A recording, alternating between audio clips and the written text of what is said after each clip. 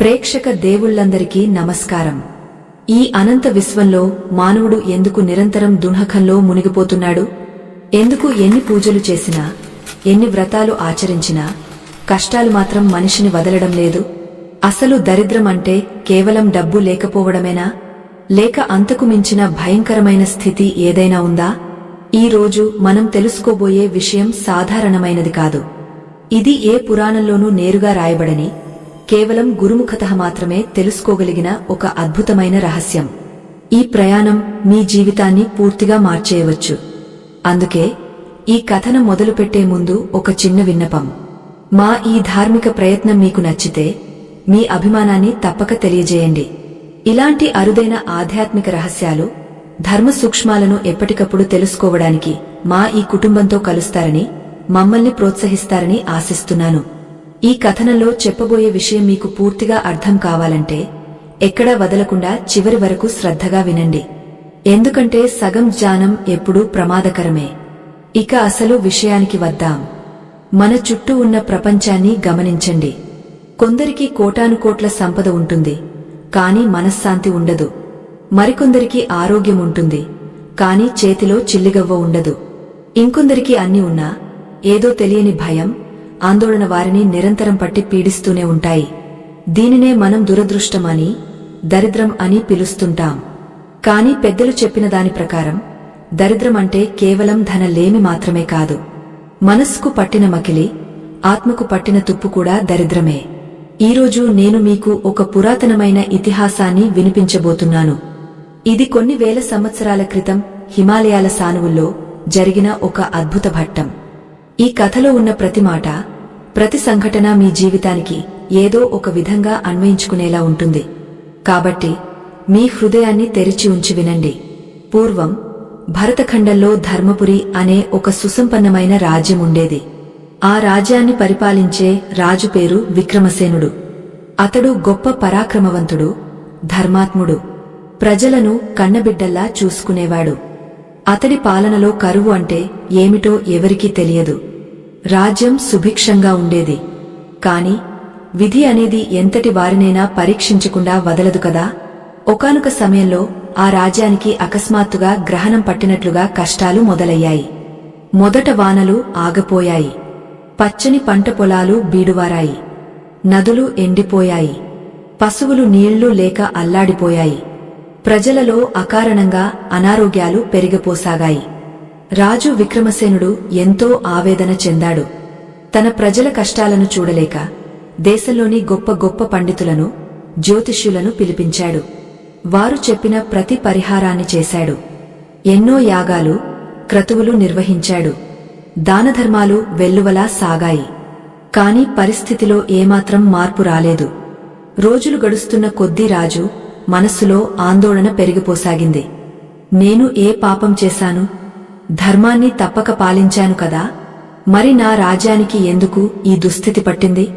ఏ దేవుడు నామీద కోపగించుకున్నాడు అని రాత్రింబవళ్లు మథనపడేవాడు. నిద్రలేని రాత్రులు గడిపేవాడు. ఆఖరికి అతడు ఒక నిర్ణయానికి వచ్చాడు. రాజ్యంలోని పండితులు చెప్పిన పరిష్కారాలు పనిచేయడం లేదు కాబట్టి తానొక్కడే అడవులకు వెళ్లి తపస్సంపన్నులైన మహర్షులను కలిసి దీనికి అసలైన కారణం, శాశ్వత పరిష్కారం తెలుసుకోవాలని నిశ్చయించుకున్నాడు. ఒక అర్ధరాత్రి వేళ ఎవరికి చెప్పకుండా రాజు సామాన్య వేషధారణలో అంతఃపురం విడిచి బయటకు వచ్చాడు. పట్టు వస్త్రాలు వదిలి నారబట్టలు కట్టుకున్నాడు. కెరీటం తీసి పక్కన పెట్టి తలపాగా చుట్టుకున్నాడు. తనతో పాటు ఏ ఆయుధమూ తీసుకోలేదు. కేవలం మనసు నిండా ఆవేదన, కళ్ల నిండా ప్రజల కన్నీళ్లు మాత్రమే ఉన్నాయి. అతడు ఉత్తర దిశగా అడుగులు వేశాడు. అరణ్యాల గుండా, కొండల గుండా అతడి ప్రయాణం సాగింది. అడవిలో ప్రయాణం అంత సులభం కాదు. ఎండకు ఎండి, వానకు తడిసి, ఆకలి దప్పులను ఓర్చుకుంటూ రాజు ముందుకు సాగాడు. దారిలో ఎందరో సాధువులను కలిశాడు. వారందరూ అతడిని ఆశీర్వదించారు కాని అతడి ప్రశ్నకు మాత్రం ఎవరూ సరైన సమాధానం ఇవ్వలేకపోయారు. ఇది మీ కర్మఫలం నాయనా, అనుభవించక తప్పదు అని కొందరు అంటే, గ్రహాల స్థితి బాగాలేదు, కాలమే సమాధానం చెబుతుంది అని మరికొందరు సర్ది చెప్పారు. కాని రాజుకు ఆ సమాధానాలు సంతృప్తిని ఇవ్వలేదు. కర్మఫలమే అయితే దాన్ని మార్చే శక్తి భగవంతుడికి లేదా? గ్రహాల స్థితే కారణమైతే ఆ గ్రహాలను శాసించే పరమాత్మను ప్రసన్నం చేసుకోవడం ఎలా? కేవలం మౌనంగా భరించడమేనా మానవ జన్మకు అర్థం అని అతడు ప్రశ్నించుకుంటూనే ఉన్నాడు. అతడి అన్వేషణ ఆగలేదు. అలా కొన్ని నెలల ప్రయాణం తర్వాత అతడు హిమాలయాలలోని ఒక అత్యంత నిగుజ్జమైన ప్రాంతానికి చేరుకున్నాడు. అది మానవ సంచారం లేని ప్రదేశం. అక్కడ నిశ్శబ్దం కూడా భయపడేంత గంభీరంగా ఉంది. ఆ ప్రాంతంలో ఒక పవిత్రమైన గుహ ముందు ఒక వృద్ధ తాపసి కూర్చుని ఉన్నారు. ఆయన ముఖంలో కోటి సూర్యుల తేజస్సు వెలిగిపోతోంది. ఆయన కళ్ళు మూసుకుని ఉన్నారు. కాని ఆయన చుట్టూ ఉన్న ఆవరణలో ఏదో తెలియని ప్రశాంతత ఉంది. రాజు నెమ్మదిగా శబ్దం చేయకుండా వెళ్లి ఆ తాపసి పాదాలకు నమస్కరించి కొంత దూరంలో చేతులు కట్టుకుని నిలబడ్డాడు. ఎంత సమయం గడిచిందో తెలియదు. గంటలు రోజులుగా మారాయి. కాని రాజు కదలలేదు. ఆకలిని, దాహాన్ని జయించి కేవలం ఆ మహాత్ముడి కరుణా కటాక్షం కోసం వేచి ఉన్నాడు. 3 రోజుల తర్వాత ఆ మహర్షి కళ్ళు తెరిచారు. ఆయన చూపు రాజుమీద పడగానే రాజుకు తన శరీరంలోని బరువు అంతా దిగిపోయినట్లు అనిపించింది. ఆ చూపుల్లో ఉన్న శక్తి అటువంటిది. ఆ మహర్షి చిరునవ్వుతో, రాజా విక్రమసేన, నీకోసమే వేచి ఉన్నాను అని అన్నారు. రాజు ఆశ్చర్యపోయాడు. తాను ఎవరో, ఎక్కడి నుండి వచ్చానో ఆ మహర్షికి ఎలా తెలుసు? కాని మరుక్షణమే అతడికి అర్థమైంది, త్రికాలజ్జులైన మహాత్ములకు ఏదీ రహస్యం కాదని. రాజు వెంటనే ఆ మహర్షి పాదాలపై పడి కన్నీరు మున్నీరుగా విలపించాడు. మహాత్మా, నా బాధ మీకు తెలియనిది కాదు. నా రాజ్యం సర్వనాశనం అవుతోంది. దరిద్రం తాండవిస్తోంది. ఏ పూజలు చేసినా, ఏ పరిహారాలు చేసినా ఫలితం శూన్యం. దీనికి కారణమేమిటి? దీని నుండి విముక్తి పొందే మార్గం లేదా? అసలు మనిషికి ఈ కష్టాలు ఎందుకు వస్తాయి? పురాణాలలో చెప్పిన ఏ మార్గమూ నాకు ఎందుకు ఫలించడం లేదు అని తన సందేహాలన్నింటినీ ఒక్కసారిగా వెళ్లగక్కాడు. ఆ మహర్షి రాజును లేవనెత్తి కూర్చోబెట్టారు. నాయనా, శాంతించు. నీ ఆవేదన అర్థం చేసుకోగలను. కాని నీవు అడిగిన ప్రశ్నలకు సమాధానం పురాణాల్లోని అక్షరాల్లో దొరకదు. అది అనుభవంలో దొరుకుతుంది.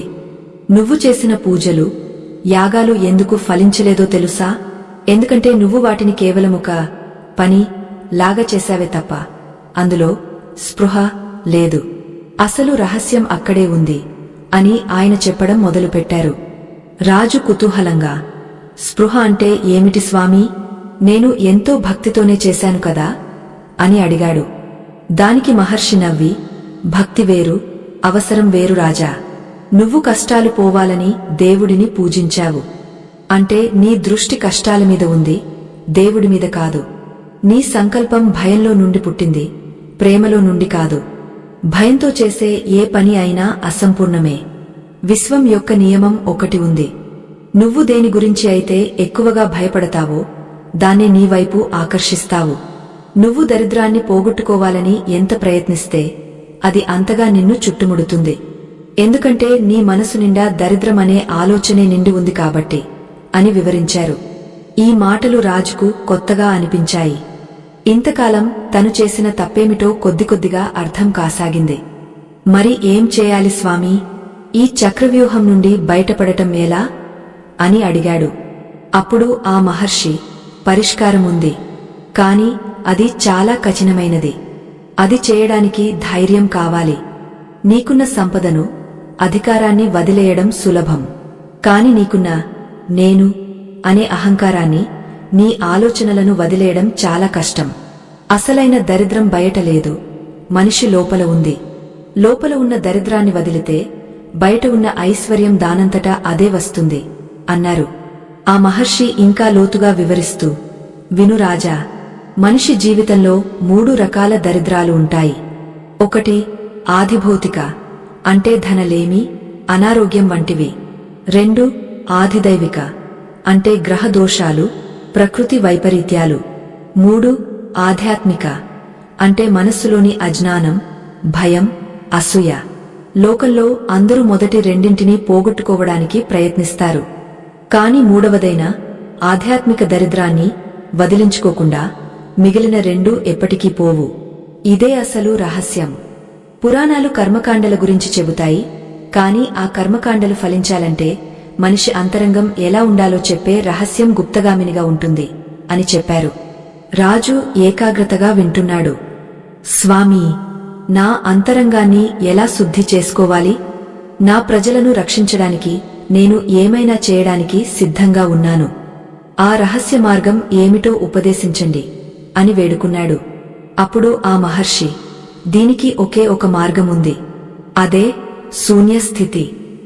నువ్వు ఎప్పుడైతే నీ కోరికలను, నీ భయాలను, చివరకు నేను రక్షించాలి అనే ఆలోచనను కూడా వదిలిపెట్టి ఆ పరమశక్తికి పూర్తిగా శరణాగతి అవుతావో అప్పుడే అద్భుతం జరుగుతుంది.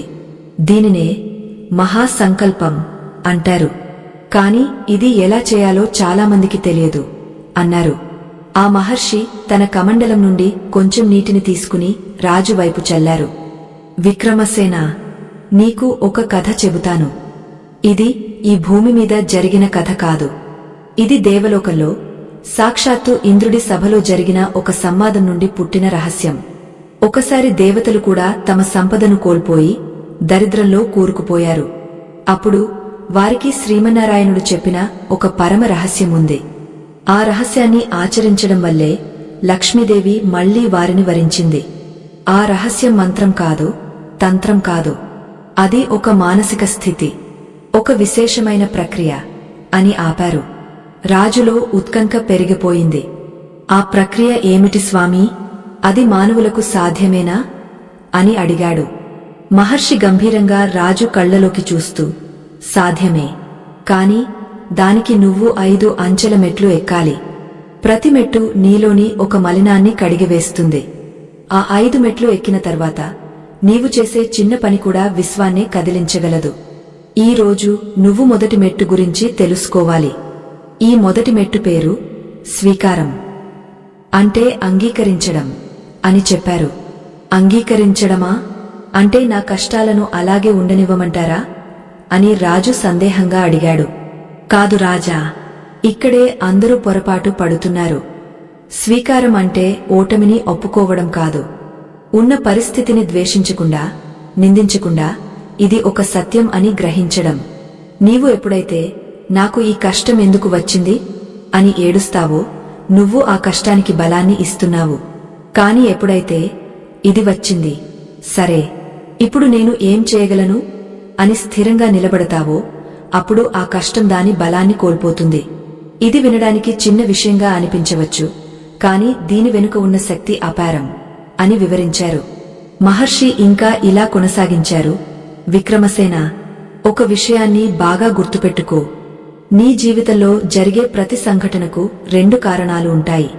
ఒకటి నిమిత్త కారణం, అంటే బయట కనిపించే కారణం. 2 ఉపాదాన కారణం, అంటే అసలైన మూల కారణం. నువ్వు ఇప్పటివరకు బయట కనిపించే కారణాలను మాత్రమే సరిచేయాలని చూశావు. కాని మూల కారణం నీ గత జన్మ సంస్కారాల్లోనూ నీ ప్రస్తుత ఆలోచన తరంగాల్లోనూ దాగ ఉంది. ఆ మూల కారణాన్ని ఛేదించే ఆయుధం పేరే లయయోగం. ఇది ఏ పుస్తకంలోనూ దొరకదు. ఇది శ్వాస మరియు మనస్సు కలయికతో చేసే ఒక రహస్య విద్య. రాజుకు ఒళ్ళు గగుర్పొడిచింది. లయయోగం అనే మాట వినగానే అతడి నాడీమండలంలో ఒక విద్యుత్ ప్రవాహంలా అనిపించింది. స్వామీ, ఆ లయయోగాన్ని నాకు నేర్పించండి. నా కోసం కాదు, నా ప్రజల కోసం అని సాష్టాంగ నమస్కారం చేశాడు. అప్పుడు ఆ మహర్షి, తప్పకుండా నేర్పిస్తాను. కాని దానికి ముందు నువ్వు ఒక పరీక్షలో నెగ్గాలి. ఈ రాత్రి నువ్వు ఈ గుహ బయట ఉన్న ఆ పెద్ద బండరాయి మీద కూర్చుని కళ్ళు తెరిచి ఉండాలి.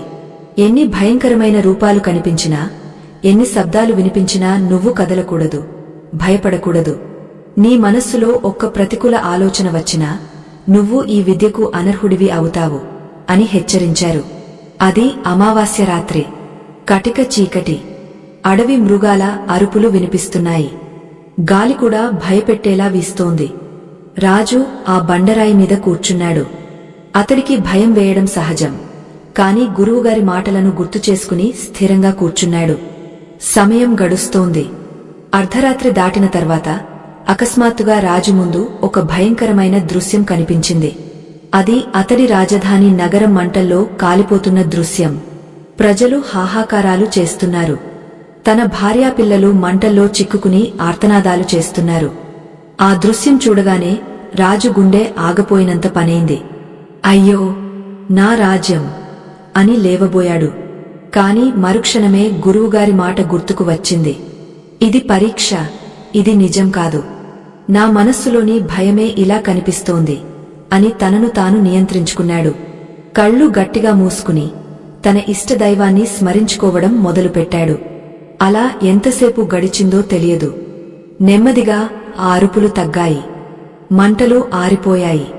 రాజు కళ్ళు తెరిచి చూసేసరికి అక్కడ ఏమీ లేదు. కేవలం ప్రశాంతమైన వెన్నెల, చల్లని గాలి. రాజు పరీక్షలో నెగ్గాడు. కాని అసలైన పరీక్ష ఇంకా ముందుంది. ఉదయాన్నే మహర్షి బయటకు వచ్చారు. రాజు ముఖంలో కొత్త తేజస్సు కనిపించింది. భయాన్ని జయించిన వాడి ముఖంలో ఉండే ప్రశాంతత అది. మహర్షి నవ్వి, బాగుంది విక్రమసేన, నువ్వు మొదటి అడుగు విజయవంతంగా వేశావు. నీ మనస్సును నీ అదుపులోకి తెచ్చుకున్నావు. ఇప్పుడు అసలైన రహస్యాన్ని వినే అర్హత నీకు వచ్చింది. ఈ రహస్యం విన్న తర్వాత నీ జీవితమే కాదు, నిన్ను నమ్ముకున్న వారి జీవితాలు కూడా మారిపోతాయి. కాని అని మహర్షి ఒక్కసారిగా ఆగపోయారు. ఆయన ముఖంలో గంభీరత పెరిగింది. రాజు కంగారుపడ్డాడు. కాని ఏమిటి స్వామీ, ఎందుకు ఆగపోయారు అని అడిగాడు. మహర్షి ఆకాశం వైపు చూస్తూ, ఈ రహస్యాన్ని నీకు చెప్పడానికి సమయం ఆసన్నమైంది. కాని దీన్ని ఉపదేశించే ముందు ఒక నిబంధన ఉంది. ఈ విద్యను పొందిన తర్వాత నువ్వు ఒక ప్రమాదకరమైన పని చేయవలసి ఉంటుంది. ఆ పనిలో నీ ప్రాణాలు కూడా పోవచ్చు. అయినా సరే, నువ్వు సిద్ధమేనా అని అడిగారు. ఆ మాట విన్న రాజు ఒక్క క్షణం స్తంభించిపోయాడు. ప్రాణాలు పోతాయా? అసలు అంత ప్రమాదకరమైన పని ఏమిటి? దరిద్రం పోవడానికి ప్రాణాలు పణంగా పెట్టాలా అనే సందేహాలు అతడిని చుట్టుముట్టాయి. కాని వెనక్కి తగ్గే అవకాశం లేదు. అతడు మహర్షి కళ్లలోకి సూటిగా చూసి, సిద్ధమే స్వామీ, నా ప్రజల కోసం నా ప్రాణం పోయినా సంతోషమే. ఆ పని ఏమిటో చెప్పండి అని దృఢంగా చెప్పాడు. అప్పుడు ఆ మహర్షి రాజు చెవిలో ఒక మాట చెప్పారు. ఆ మాట వినగానే రాజు ముఖం పాలిపోయింది. అంత ధైర్యవంతుడైన రాజు కూడా ఆ మాట వినగానే వణికిపోయాడు. స్వామీ, ఇది నిజంగా సాధ్యమేనా? మనిషికి ఇంత శక్తి ఉంటుందా అని అడిగాడు. దానికి మహర్షి ఇచ్చిన సమాధానం యుగయుగాల నుండి దాగ ఉన్న ఆ పరమ రహస్యాన్ని బద్దలు కొట్టింది. ఆ సమాధానం ఏమిటంటే, ఆ మహర్షి చెప్పిన మాట వినగానే విక్రమసేనుడికి తన పాదాల కింద భూమి కదిలినట్లు అనిపించింది. అంతటి పరాక్రమవంతుడైన రాజు కూడా ఆ క్షణం నిశ్చేష్టుడయ్యాడు. ఎందుకంటే ఆ మహర్షి చెప్పిన రహస్యం రాజు ఊహించిన దానికి పూర్తిగా విరుద్ధంగా ఉంది. మహర్షి గంభీరంగా ఇలా అన్నారు, విక్రమసేన, నీ రాజ్యంలో పట్టిన దరిద్రాన్ని తరిమికొట్టాలంటే నువ్వు లక్ష్మీదేవిని పూజించడం కాదు, దానికి బదులుగా దరిద్రానికి అధిదేవత అయిన జ్యేష్ఠాదేవిని ఆవాహన చేసి ఆమెతో సంభాషించాలి. ఆమెను ప్రసన్నం చేసుకుని స్వయంగా ఆమె నోటితోనే నీ రాజ్యాన్ని విడిచి వెళ్తానని మాట తీసుకోవాలి. ఇది అత్యంత ప్రమాదకరమైన విద్య. ఏమాత్రం పొరపాటు జరిగినా నీ వంశం మొత్తం సర్వనాశనం అవుతుంది. రాజు తేరుకోవడానికి కొంత సమయం పట్టింది.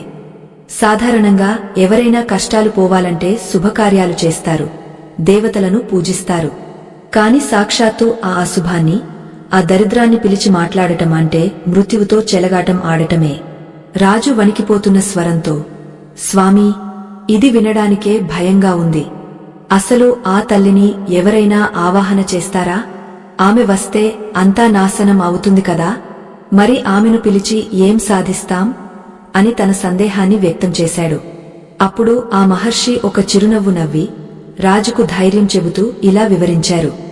నాయనా, లోకంలో వెలుతురు ఎంత సత్యమో చీకటి కూడా అంతే సత్యం.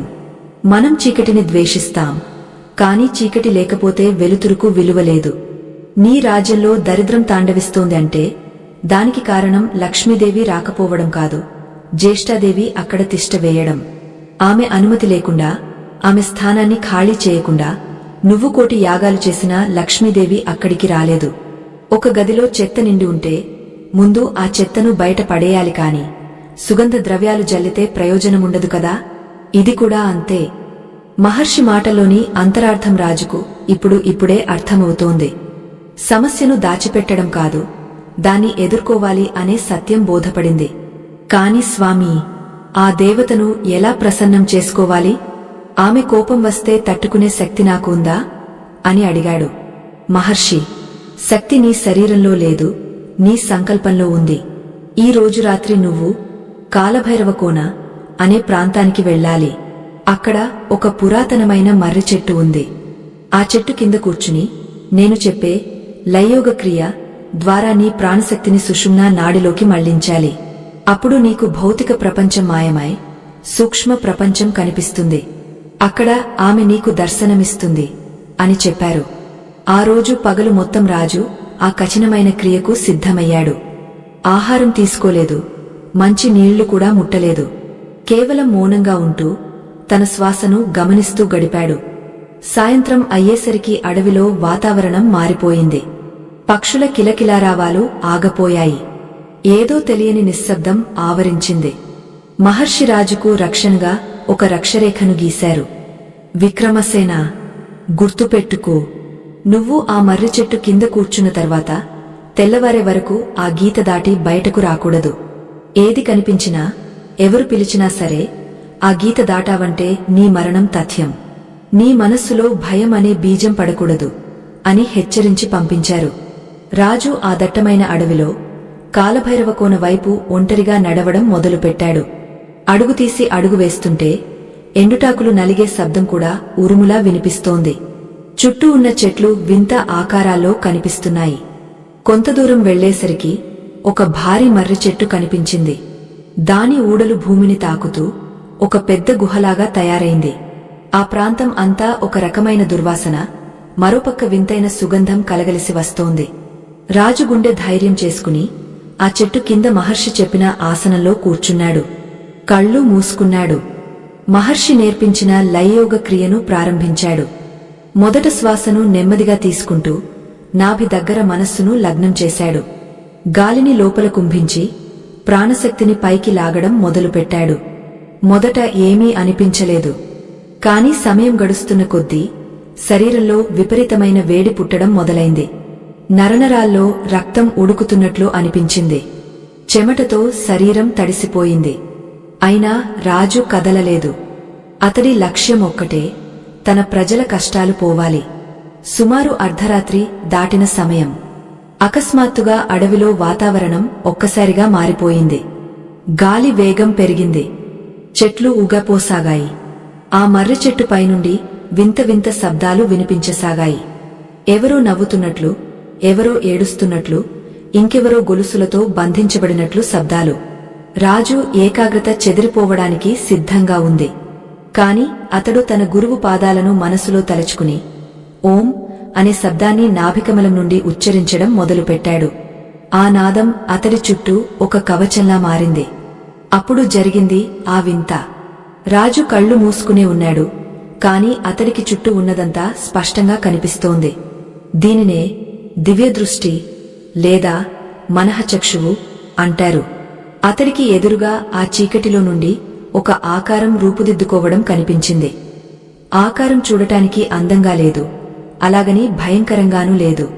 ఒక ముసలి అవ్వ రూపంలో, మాసిన బట్టలతో, చేతిలో చీపురు కట్టతో, ముఖం నిండా ముడతలతో ఒక స్త్రీమూర్తి అతడి రక్షణ రేఖ అవతల నిలబడి ఉంది. ఆమె కళ్లలో మాత్రం ఎగసిపడుతున్న అగ్నిపర్వతం లాంటి తీక్షణత ఉంది. ఆమె గంభీరమైన స్వరంతో, ఎవరు నువ్వు? మానవ మాతృడివి అయి ఉండి నన్ను ఆవాహన చేసే ధైర్యం నీకు ఎలా వచ్చింది? నా నీడ పడితేనే రాజ్యాలు కూలిపోతాయి, అలాంటిది నాతో మాట్లాడాలని వచ్చావా అని అడిగింది. ఆమె స్వరంలో ఆగ్రహముంది, కాని అందులో ఒక రకమైన ఆశ్చర్యం కూడా ఉంది. ఎందుకంటే యుగయుగాల నుండి ఎవరూ ఆమెను పిలవలేదు, అందరూ ఆమెను పొమ్మని వెలేసిన వారే. రాజు కళ్ళు తెరవకుండానే మానసిక సంభాషణ ద్వారా ఇలా బదులిచ్చాడు. తల్లీ, నేను విక్రమసేనుడిని. నా రాజ్యంలో నీవు తిష్ట వేశావని తెలిసింది. నిన్ను వెలేయడానికి నేను రాలేదు, నిన్ను అర్థం చేసుకోవడానికి వచ్చాను. నా ప్రజలు ఏం తప్పు చేశారని వారిని శిక్షిస్తున్నావు? ఆ శిక్ష ఏదో నాకు విధించి వారిని వదిలేయమని అడగడానికి వచ్చాను. రాజు మాటల్లోని వినయం, త్యాగనిరతి చూసి ఆ శక్తి స్వరూపిణి కాస్త శాంతించింది. విక్రమసేన, నువ్వు అమాయకుడివి. దరిద్రం అనేది శిక్ష కాదు, అది ఒక ఫలితం. మనిషి చేసిన కర్మలకు అద్దం పట్టే స్థితిని నేను. నీ ప్రజలు, నీ పూర్వీకులు ప్రకృతిని, ధర్మాన్ని అవమానించినప్పుడు నేను అక్కడ అడుగుపెట్టాను. అన్నం పరబ్రహ్మ స్వరూపం అని మరిచిపోయి ఆహారాన్ని వృధా చేసినప్పుడు నేను ప్రవేశించాను.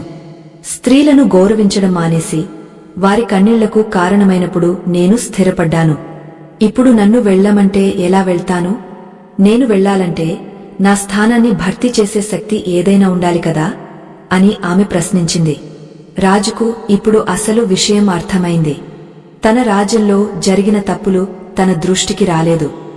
సంపద మదంతో ప్రజలు, అధికారులు చేసిన పొరపాట్లే ఈ స్థితికి కారణం అని తెలిసింది. తల్లీ, జరిగిన తప్పులకు ప్రాయశ్చిత్తం లేదా? ఏ పరిహారం చేస్తే నువ్వు శాంతిస్తావు? నా ప్రాణం కావాలంటే తీసుకో, కాని నా రాజ్యానికి పట్టిన ఈ గ్రహణాన్ని వీడు అని వేడుకున్నాడు. అప్పుడు ఆ అవ్వ రూపంలో ఉన్న శక్తి ఒక వింతైన నవ్వు నవ్వింది. నీ ప్రాణం నాకు అక్కర్లేదు రాజా. ప్రాణత్యాగం చేయడం పిరికివాడి లక్షణం. బతికి ఉండి ధర్మాన్ని స్థాపించడం వీరుడి లక్షణం. నేను నీ రాజ్యం నుండి వెళ్లాలంటే నువ్వు 3 పనులు చేయాలి. ఈ 3 పనులు సామాన్యమైనవి కావు. ఇవి చేసేటప్పుడు నీకు అడుగడుగునా ఆటంకాలు ఎదురవుతాయి. నీ సొంత మనుషులే నిన్ను మోసం చేస్తారు. నీ నీడ కూడా నిన్ను భయపెడుతుంది. అయినా సరే చేస్తావా అని సవాలు విసిరింది. రాజు వెనకాడలేదు. ఆదేశించు తల్లీ, ఆ 3 పనులు ఏమిటి అని అడిగాడు. ఆమె చెప్పడం మొదలుపెట్టింది. మొదటిది, నీ రాజధాని నడిబొడ్డున భూమి అడుగున ఒక రహస్య గది ఉంది. అది నీ ముత్తాతల కాలం నాటిది. అందులో ఒక వస్తువు ఉంది. దానివల్లే మీ వంశానికి ఈ శాపం తగిలింది. ముందు దాన్ని బయటకు తీసి పవిత్ర నదిలో కలపాలి. కాని ఆ గదికి ద్వారం ఎక్కడుందో ఎవరికీ తెలియదు. దాన్ని కనిపెట్టడం నీ మొదటి పరీక్ష. రెండవది, నీ రాజ్యంలోనే ఒక పరమ పతివ్రత అయిన స్త్రీ అకారణంగా నిందలుపడి కన్నీరు కారుస్తూ అజ్ఞాతంలో బతుకుతోంది. ఆమె కన్నీటి చుక్క నేల రాలినంతకాలం నా ప్రభావం నీ రాజ్యంపై ఉంటుంది. ఆమెను వెతికి పట్టుకుని ఆమె పాదాలు కడిగి ఆమె క్షమాపణ పొందాలి. ఆమె ఎవరో నీకు ఎవరు చెప్పరు. నీ అంతరాత్మ ద్వారానే ఆమెను గుర్తించాలి. మూడవది అని ఆమె ఆగపోయింది. రాజు ఉత్కంఠతో, చెప్పండి తల్లీ, మూడవది ఏమిటి అని అడిగాడు. ఆమె ముఖం గంభీరంగా మారింది. మూడవది చాలా కష్టమైనది. నీ రాజ్యంలో నీకు అత్యంత నమ్మకస్తుడైన వ్యక్తి, నీకు కుడిభుజంలా ఉండే వ్యక్తి వాస్తవానికి ఒక విషసర్పం. అతడి వల్లే ఈ అనర్థాలన్నీ జరుగుతున్నాయి. అతడిని గుర్తించి అతడిని శిక్షించాలి. కాని అతడు ఎవరో తెలిస్తే నువ్వు తట్టుకోలేవు. నీ గుండె పగిలిపోతుంది. అతడిని శిక్షించే ధైర్యం నీకు ఉందా అని అడిగింది. రాజు ఆలోచనలో పడ్డాడు. తనకు నమ్మకస్తులు చాలామంది ఉన్నారు. మంత్రులు, సేనాధిపతులు, తన బాల్యమిత్రులు. వీరిలో ద్రోహి ఎవరు? అసలు తనవాళ్లే తనను మోసం చేస్తున్నారా? ఈ ఆలోచన రాగానే రాజు మనస్సు వికలమైంది. కాని మాట ఇచ్చాడు కాబట్టి వెనక్కి తగ్గేది లేదు. తల్లీ, ధర్మ సంస్థాపన కోసం ఎవరినైనా శిక్షిస్తాను. ఆ ద్రోహి ఎవరో తెలుసుకునే మార్గం చెప్పు అని అడిగాడు. అప్పుడు ఆ శక్తి స్వరూపిణి మాయమయ్యే ముందు ఆఖరిగా ఒక మాట చెప్పింది. నీ మెడలో ఉన్న రత్నహారాన్ని తీసి ఈ మర్రి చెట్టు తొర్రలో పడేయి. అప్పుడు నీకు నీ రాజభవనంలోకి వెళ్లే రహస్య మార్గం కనిపిస్తుంది. వెళ్ళు రాజా, నీ ప్రయాణం ఇప్పుడే మొదలైంది. గుర్తుపెట్టుకో, కంటికి కనిపించేదంతా నిజం కాదు అంటూ గాలిలో కలిసిపోయింది. రాజు కళ్ళు తెరిచాడు. చుట్టూ భయంకరమైన నిశ్శబ్దం. తెల్లవారుజాము అవుతోంది.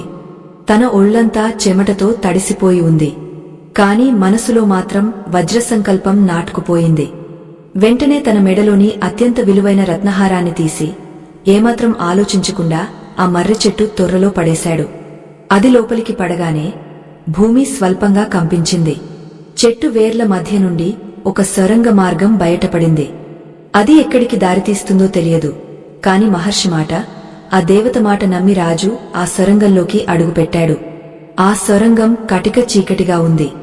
కేవలం రాజు గుండె ధైర్యమే అతడికి దీపం. కొంత దూరం వెళ్ళాక అతడికి దారిలో కొన్ని వింతైన ఎముకలు, తుప్పు పట్టిన ఆయుధాలు కనిపించాయి. ఇవి ఎవరివి? తన పూర్వీకులు దాచిన రహస్యాలు ఇక్కడే ఉన్నాయా? ఇంకాస్త ముందుకు వెళ్లేసరికి రాజుకు ఒక గోడమీద కొన్ని చిత్రాలు కనిపించాయి. ఆ చిత్రాలను నిశితంగా గమనించిన రాజు ఒక్కసారిగా దిగ్భ్రాంతికి గురయ్యాడు. ఆ చిత్రాలలో ఉన్నది మరెవరో కాదు, సాక్షాత్తు తన తండ్రి, పక్కనే తన ఆస్థాన పురోహితుడు. వారు కలిసి ఏదో క్షుద్ర పూజ చేస్తున్నట్లుగా ఉంది. నాన్నగారా? ఆయన ధర్మాత్ముడు కదా, ఆయన ఇలాంటి పని ఎందుకు చేశారు అని రాజు సందేహంతో సతమతమవుతుండగా వెనుక నుండి ఒక గంభీరమైన గొంతు వినిపించింది. ఆగండి మహారాజా, ఆ చిత్రాన్ని తాకవద్దు.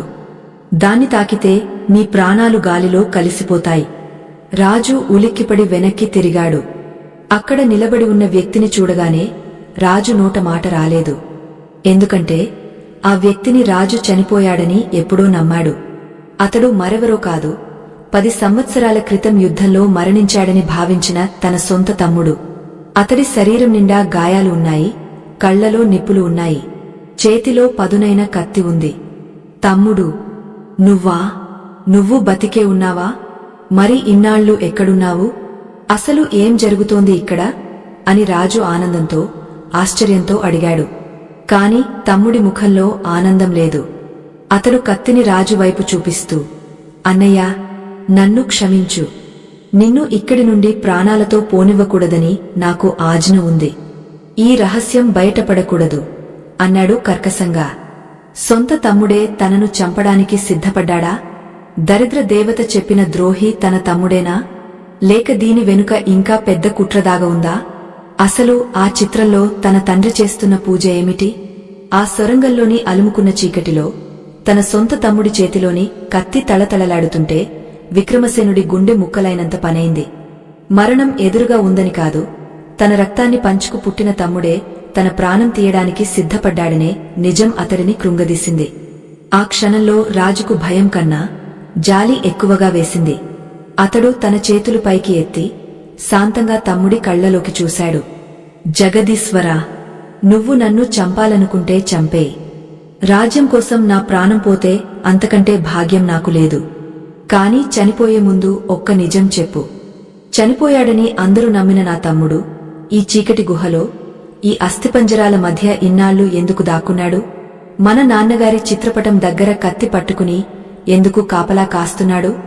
నేను చనిపోయినా పర్వాలేదు, కాని ఈ రహస్యం తెలియకుండా చనిపోతే నా ఆత్మకు శాంతి ఉండదు అని గద్గద స్వరంతో అన్నాడు.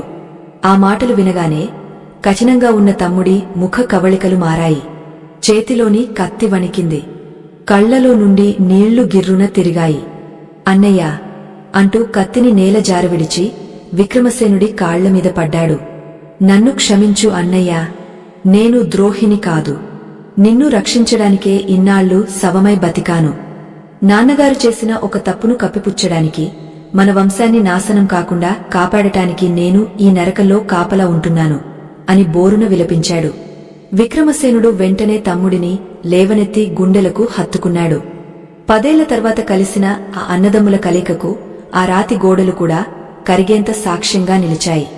కొంతసేపటికి తేరుకున్న తర్వాత విక్రమసేనుడు అసలు విషయాన్ని ఆరా తీశాడు. తమ్ముడు, నువ్వు బతికే ఉన్నావని తెలిస్తే అమ్మ ఎంత సంతోషిస్తుందో తెలుసా? అసలు ఇక్కడ ఏం జరుగుతోంది? ఆ చిత్రపటంలో నాన్నగారు చేస్తున్న పూజ ఏమిటి? జ్యేష్ఠాదేవి చెప్పిన ఆ రహస్య వస్తువు ఇక్కడే ఉందా అని ప్రశ్నల వర్షం కురిపించాడు. అప్పుడు తమ్ముడు కన్నీళ్లు తుడుచుకుంటూ ఆ గోడమీద ఉన్న చిత్రాన్ని చూపిస్తూ గతాన్ని వివరించడం మొదలుపెట్టాడు. అన్నయ్యా, ఇది నువ్వు పసివాడిగా ఉన్నప్పుడు జరిగిన సంఘటన. అప్పట్లో నీకు ఒక భయంకరమైన జబ్బు చేసింది. రాజవైద్యులు, పండితులు అందరూ నువ్వు బతకడం అసాధ్యం అని తేల్చేశారు. వంశాంకురం నిలబడదని నాన్నగారు పిచ్చివాడిలా అయిపోయారు. అప్పుడు మన ఆస్థానానికి ఒక మాంత్రికుడు వచ్చాడు. అతడు నాన్నగారి పుత్రవాత్సల్యాన్ని ఆసరాగా చేసుకున్నాడు. నీ ప్రాణం నిలబడాలంటే ప్రకృతికి విరుద్ధమైన ఒక క్షుద్ర పూజ చేయాలని చెప్పాడు. ఆ పూజ సారాంశం ఏమిటంటే, ఒక జీవి ప్రాణాన్ని కాపాడాలంటే దానికి బదులుగా వేరొక గొప్ప శక్తిని బలి ఇవ్వాలి. నాన్నగారు నీ ప్రాణం కోసం మన రాజ్యానికి రక్షణగా ఉన్న రాజలక్ష్మిని పణంగా పెట్టారు. అంటే నీ ప్రాణం నిలబడుతుంది, కాని భవిష్యత్తులో రాజ్యం తన వైభవాన్ని కోల్పోతుంది. సంపద పోతుంది, కరువు వస్తుంది. ఆ రోజు నాన్నగారు పుత్రమోహంతో భవిష్యత్తులో రాబోయే ముప్పును ఆలోచించకుండా ఆ మాంత్రికుడి మాట నమ్మి ఈ గుహలోనే ఆ పూజ చేశారు అని చెప్పి ఆగాడు. విక్రమసేనుడికి కాళ్ల కింద భూమి కదిలినట్లయింది. తన ప్రాణం కోసం తండ్రి రాజ్యలక్ష్మినే బలి ఇచ్చాడా? అంటే ఇప్పుడు ప్రజలు పడుతున్న కష్టాలకు, కరువులకు, చావులకు కారణం తానేనా? తన ఉనికి వల్లే తన రాజ్యానికి ఈ దరిద్రం పట్టిందా? ఈ నిజం తెలిసాక రాజు కుప్పకులిపోయాడు. ఎంత ఘోరం! నేను బతకడం కోసం లక్షల మందిని బలిపెట్టారా? ఇంత పాపాన్ని మూటగట్టుకుని నేను సింహాసనం మీద కూర్చున్నానా? ఛీ, నా బతుకు వృథా అని తల బాదుకున్నాడు. తమ్ముడు అతడిని ఆపాడు. అన్నయ్యా, శాంతించు. నాన్నగారు చేసింది తప్పే కావచ్చు, కాని అది ఒక తండ్రిగా చేశారు. ఇప్పుడు మనం చేయాల్సింది పశ్చాత్తాపం కాదు, ప్రాయశ్చిత్తం. జ్యేష్ఠాదేవి చెప్పిన ఆ వస్తువును వెతికి అంతం చేయాలి అని ధైర్యం చెప్పాడు.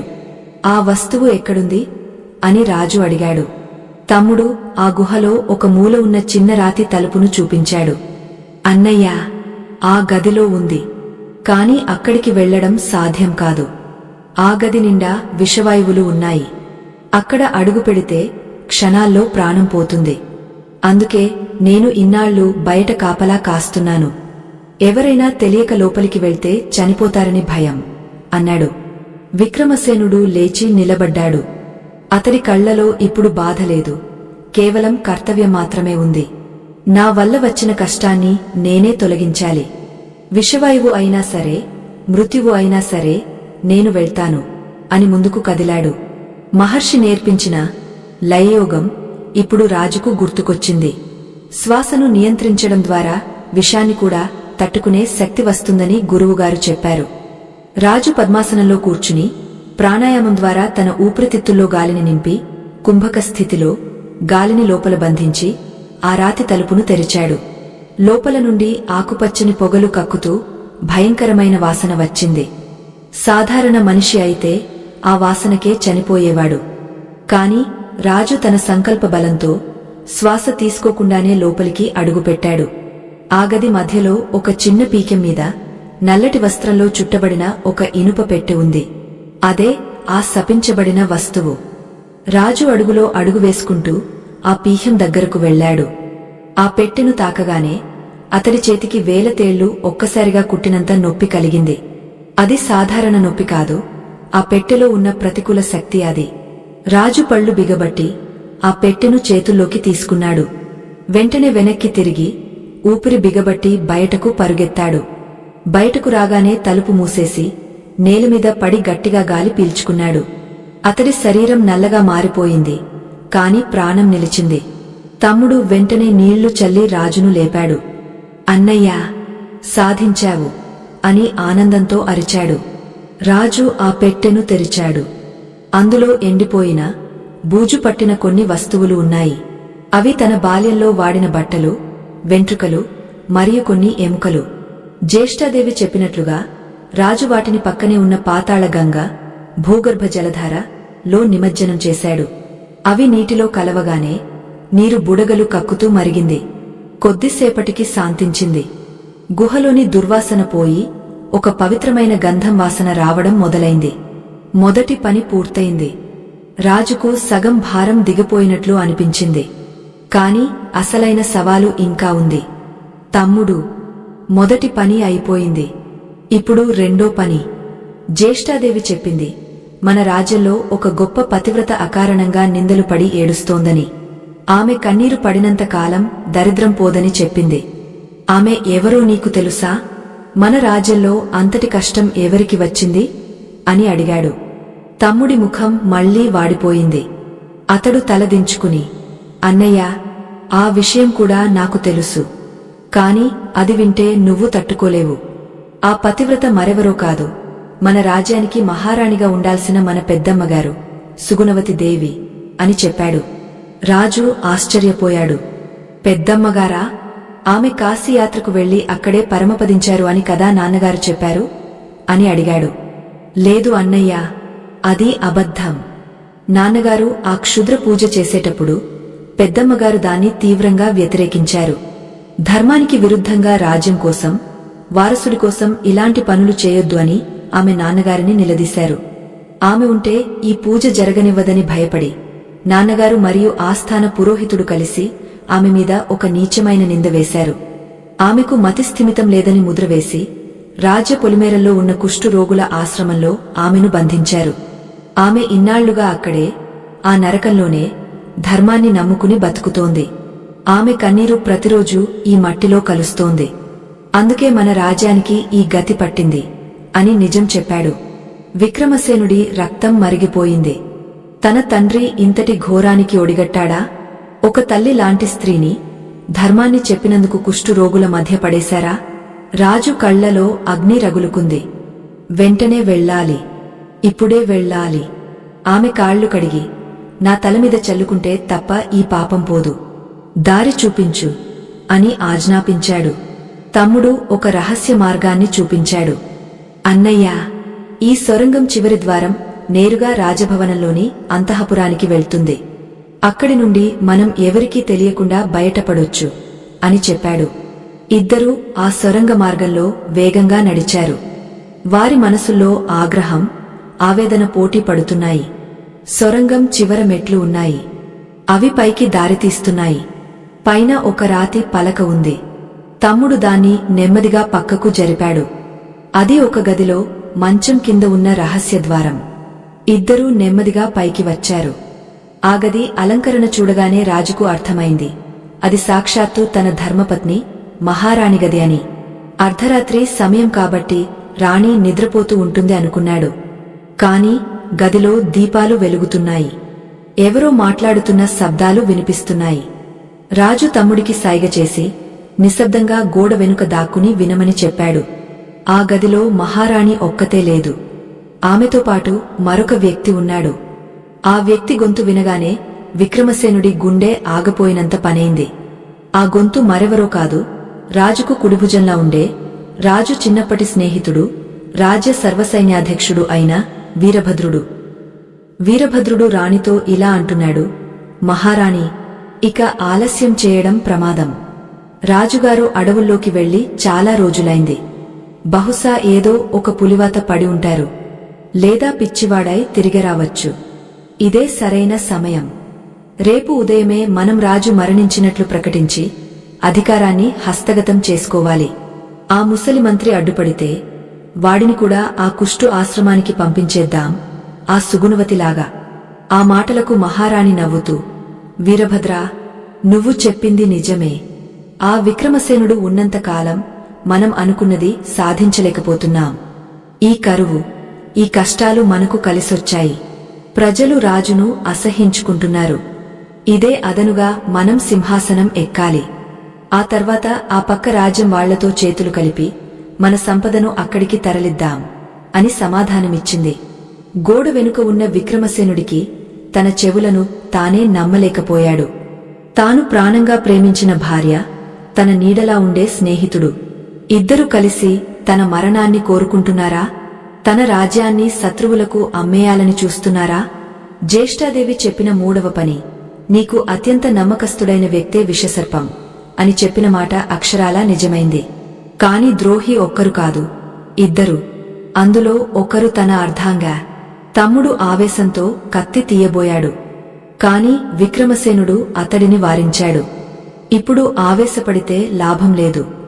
శత్రువు బలం ఏమిటో తెలిసింది. కాని ఇప్పుడు బయటపడితే వారు చేసిన కుట్రకు సాక్ష్యముండదు.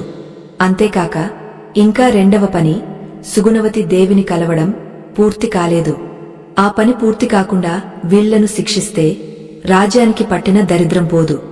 రాజు మనసులో ఒక భయంకరమైన సంఘర్షణ మొదలైంది. కళ్ల ముందే ద్రోహులు ఉన్నారు, వారిని చంపే అవకాశముంది. కాని ధర్మం ఆపుతోంది. ముందు ఆ తల్లి శాపం పోగొట్టాలి, ఆ తర్వాతే ఈ ద్రోహులను శిక్షించాలి అని గట్టిగా నిర్ణయించుకున్నాడు. వారు అక్కడి నుండి శబ్దం చేయకుండా వెనక్కి వెళ్లబోతుండగా వీరభద్రుడు అకస్మాత్తుగా, ఆగండి, ఎవరో ఉన్నట్లున్నారు అని అరిచాడు. గదిలో నిశ్శబ్దం ఆవరించింది. వీరభద్రుడు కత్తి దూసి రాజు దాక్కున్న ప్రదేశం వైపు అడుగులు వేయడం మొదలుపెట్టాడు. విక్రమసేనుడు, అతని తమ్ముడు ఇరకాటంలో పడ్డారు. ఇప్పుడు యుద్ధం చేస్తే రాజ్యం మొత్తం అట్టుడికిపోతుంది. పారిపోవడానికి మార్గం లేదు. వీరభద్రుడు సరిగ్గా ఆ పరదాను లాగబోతున్నాడు.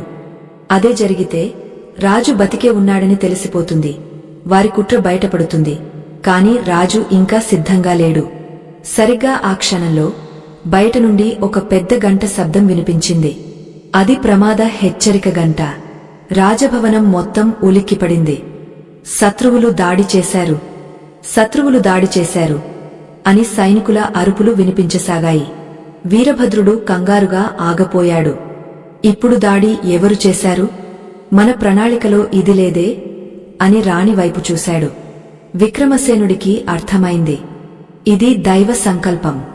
ఈ గందరగోళాన్ని ఉపయోగించుకుని అక్కడి నుండి బయటపడాలి. కాని బయట శత్రువులు ఎవరు? నిజంగానే దాడి జరుగుతోందా, లేక ఇది కూడా మాయలో భాగమేనా? వారు ఆ రహస్యద్వారం గుండా బయటకు వచ్చి చీకట్లో కలిసిపోయారు. వారి గమ్యం ఇప్పుడు నగరం బయట ఉన్న కుష్టు రోగుల ఆశ్రమం. అక్కడ రాజును ఎదురుచూస్తున్న నిజం అతడి గుండెను మరింత బలంగా పిండేయబోతోంది. ఎందుకంటే ఆశ్రమంలో సుగుణవతి దేవి ఒక్కతే లేదు. ఆమెతో పాటు రాజు అస్సలు ఊహించని మరో వ్యక్తి కూడా అక్కడ ఉన్నాడు. ఆ వ్యక్తిని చూడగానే రాజుకు అసలు ఈ లోకంలో నమ్మకమనే పదానికి అర్థముందా అనిపించింది. రాజభవనం వెనుక ఉన్న ఆ రహస్య మార్గం గుండా విక్రమసేనుడు, అతని తమ్ముడు చీకటిలో కలిసిపోయారు. వెనుక రాజభవనంలో ప్రమాద ఘంటికలు ఇంకా మోగుతూనే ఉన్నాయి. ఆ శబ్దాలు రాజు గుండెల్లో ముల్లుల్లా దిగుతున్నాయి. తన సొంత భార్య, తన ప్రాణ స్నేహితుడు కలిసి తన మరణ శాసనం రాయడం, తన రాజ్యాన్ని శత్రువులకు అమ్మేయాలనుకోవడం తలుచుకుంటే అతడి నరనరాల్లో రక్తం మరిగిపోతోంది. కాని ఇప్పుడు ఆవేశపడే సమయం కాదు. ముందు పూర్తి చేయవలసిన కర్తవ్యం మరొకటి ఉంది. అదే తన వంశానికి, తన రాజ్యానికి పట్టిన దరిద్రాన్ని వదిలించడం. దానికోసం రెండో పని అయిన సుగుణవతి దేవి క్షమాపణ పొందడం అత్యవసరం. నగరం దాటి పొలిమేరల్లోకి రాగానే వాతావరణం పూర్తిగా మారిపోయింది. రాజధానిలో ఉన్న సుగంధాలు ఇక్కడ లేవు. గాలిలో సవాల వాసన, కుళ్ళిన మాంసం వాసన కలగలిసి వస్తోంది. అదే కుష్ఠురోగుల ఆశ్రమం. సమాజం వెలివేసిన మనుషులు బతికుండగానే నరకాన్ని అనుభవిస్తున్న జీవులు ఉండే ప్రదేశమది. విక్రమసేనుడు ఆ ప్రదేశంలోకి అడుగు పెట్టడానికి కూడా సంకోచించేవాడు ఒకప్పుడు. కాని ఇప్పుడు తన రాజ్యానికి పట్టిన గతిని చూసి కళ్ల నిండా నీళ్లతో ఆ బురద నేలమీద అడుగులు వేసుకుంటూ ముందుకు సాగాడు. అక్కడ దృశ్యాలు గుండెలను పిండేసేలా ఉన్నాయి. కొందరికి చేతులు లేవు, కొందరికి కాళ్లు లేవు. ఈగలు ముసురుతున్న పుళ్లతో మూలుగుతున్న మనుషులు. రాజా, చూసావా, మన పాలనలో ప్రజలు ఎంత సుఖంగా ఉన్నారో అని భ్రమపడ్డావు.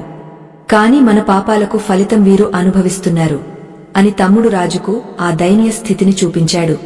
విక్రమసేనుడికి మాట రాలేదు. తన తండ్రి చేసిన తప్పుకి, తాను చేసిన నిర్లక్ష్యానికి ఇంతమంది బలయ్యారా? పశ్చాత్తాపంతో అతడి తల వాలిపోయింది. ఆశ్రమం చివరి భాగంలో ఒక చిన్న పూరి గుడిసె ఉంది. దాని చుట్టూ మిగిలిన ప్రాంతం కంటే కాస్త శుభ్రంగా ఉంది. అక్కడ ఒక తులసి మొక్క, దాని ముందు ఒక చిన్న దీపం వెలుగుతున్నాయి. అన్నయ్యా, పెద్దమ్మగారు అక్కడే ఉంటారు అని తమ్ముడు చూపించాడు. ఇద్దరూ నెమ్మదిగా ఆ గుడిసె వైపు నడిచారు. దగ్గరకు వెళ్లే కొద్దీ ఆ గుడిసెలో నుండి ఒక మృదువైన కంచం ఏదో స్తోత్రాన్ని పాయించడం వినిపించింది. అది సుగుణవతి దేవి గొంతు. ఇన్ని కష్టాల్లోనూ ఆమె దైవ చింతనను వదలలేదు. రాజు గుమ్మం దగ్గర నిలబడి లోపలికి తొంగచూశాడు. అక్కడ కనిపించిన దృశ్యం చూసి పార్ట్ 3 చివరలో అనుకున్నట్లుగా రాజు గుండె ఆగపోయినంత పనైంది. అసలు ఈ లోకంలో నమ్మకమనే పదానికి అర్థముందా అనిపించింది. ఎందుకంటే అక్కడ సుగుణవతి దేవి కాళ్లకు సేవ చేస్తున్న వ్యక్తి మరెవరో కాదు, సాక్షాత్తు విక్రమసేనుడి ఏకైక కుమారుడు, ఆ రాజ్యానికి కాబోయే రాజు, యువరాజు ఆదిత్యవర్ధనుడు. పట్టుమని 10 సంవత్సరాలు కూడా లేని ఆ బాలుడు మాసిన బట్టలతో సామాన్య సేవకుడిలా మారిపోయి కుష్ఠువ్యాధితో బాధపడుతున్న ఆ వృద్ధురాలి కాళ్లకు మందు రాస్తున్నాడు. ఆమెకు అన్నం తినిపిస్తున్నాడు. రాజభవనంలో పట్టు పరుపుల మీద పడుకోవలసిన యువరాజు ఈ నరకంలో ఏం చేస్తున్నాడు? అసలు అతడు ఇక్కడికి ఎలా వచ్చాడు? రాజుకు కాళ్లలో శక్తి లేనట్లనిపించి తలుపు పట్టుకుని అక్కడే కూలబడిపోయాడు. ఆ శబ్దానికి యువరాజు వెనక్కి తిరిగి చూశాడు. ద్వారం దగ్గర నిలబడి ఉన్నది తన తండ్రి అని గుర్తించగానే ఆ బాలుడి కళ్లలో భయం కనిపించలేదు, ఒక రకమైన స్థిరత్వం కనిపించింది. అతడు నెమ్మదిగా లేచి తండ్రి దగ్గరకు వచ్చాడు. నాన్నా, వచ్చారా? మీరు ఎప్పుడో ఒకప్పుడు ఇక్కడికి వస్తారని నాకు తెలుసు అన్నాడు చాలా పరిణతి చెందినవాడిలా. విక్రమసేనుడు కొడుకును దగ్గరకు తీసుకుని, నాయనా, నువ్వు ఇక్కడ ఏం చేస్తున్నావు? అంతఃపురంలో ఉండాల్సిన వాడివి ఇక్కడికి ఎలా వచ్చావు? మీ అమ్మ నిన్ను వెతకడం లేదా అని ఆవేదనగా అడిగాడు. ఆ పసివాడు చెప్పిన సమాధానం రాజు గుండెను మరోసారి బాకుతో పొడిచినట్లు అయ్యింది. నాన్నా, అమ్మ మన అమ్మ కాదు, ఆమె ఒక రాక్షసి. నేను అక్కడే ఉంటే నన్ను కూడా చంపేసి ఆ నేరాన్ని మీ మీదో మరెవరి మీదో వేయాలని ఆమె పన్నాగం పన్నింది. ఆ విషయం ఆ వీరభద్రుడు మాట్లాడుతుంటే విన్నాను. అందుకే ఆ రోజే పారిపోయి నాకు రక్షణ దొరికే ఏకైక ప్రదేశం ఇదే అని ఇక్కడికి వచ్చాను. ఈ నానమ్మ నన్ను తన గుండెల్లో దాచుకుంది అని చెప్పాడు. సొంత కొడుకును చంపడానికి కూడా వెనకాడని భార్య అధికారం కోసం ఇంత దిగజారుతారా? విక్రమసేనుడికి ఇప్పుడు ఆ దరిద్ర దేవత చెప్పిన మాటలు గుర్తొచ్చాయి. దరిద్రం బయటలేదు, నీ ఇంట్లోనే ఉంది. అవును, తన ఇంట్లోనే తన పక్కనే పామును పెట్టుకుని ఇన్నాళ్లు కాపురం చేశాడు. ఇప్పుడు అతడికి ఏడుపు రావడం లేదు, కేవలం నిశ్శబ్దం మిగిలింది. అప్పుడు గుడిసెలో నుండి సుగుణవతి దేవి గొంతు వినిపించింది. ఎవరది? ఆదిత్య, ఎవరితో మాట్లాడుతున్నావు అని అడిగింది. ఆమెకు చూపు మందగించింది. విక్రమసేనుడు కన్నీళ్లు తుడుచుకుని గుడిసె లోపలికి వెళ్లాడు. అక్కడ మంచం మీద ఎముకల గూడులా తయారైన ఒక వృద్ధురాలు పడుకుని ఉంది. ఆమె ముఖంలో ఒకప్పటి రాజసం లేదు, కాని ఒక దివ్యమైన తేజస్సు ఉంది. రాజు నెమ్మదిగా వెళ్లి ఆమె మంచం దగ్గర మోకరిల్లాడు. పెద్దమ్మా, నేను విక్రమసేనుడిని అని గద్గద స్వరంతో అన్నాడు. ఆ పేరు వినగానే ఆమె శరీరం ఒక్కసారిగా కంపించింది. విక్రమా, నువ్వా? ఇక్కడికి ఎందుకు వచ్చావు నాయనా? నన్ను చంపడానికి నీ భటులను పంపలేదా? స్వయంగా వచ్చావా అని భయంతో అడిగింది. ఆ మాటలు రాజు గుండెను కోసేశాయి. ఆమె మనసులో తనమీద ఎంత భయం నాటుకుపోయిందో అర్థమైంది. రాజు వెంటనే ఆమె కాళ్లను పట్టుకున్నాడు. ఆ కాళ్లు కుష్టు వ్యాధితో పుల్లతో ఉన్నాయి.